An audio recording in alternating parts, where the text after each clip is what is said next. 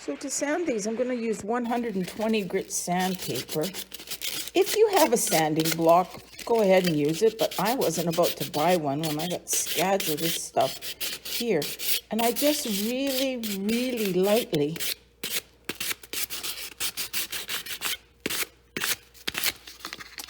sand them.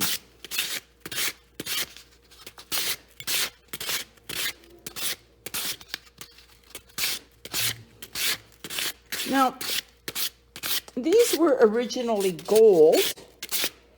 Silver would be better if you can find it, I think, because if you go too deep, it'll show through in silver. See, I'm getting little bits of gold, which for me is fine.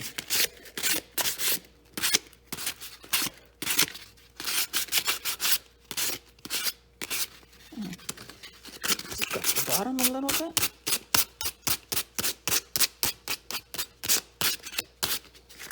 That's as simple as they are to do.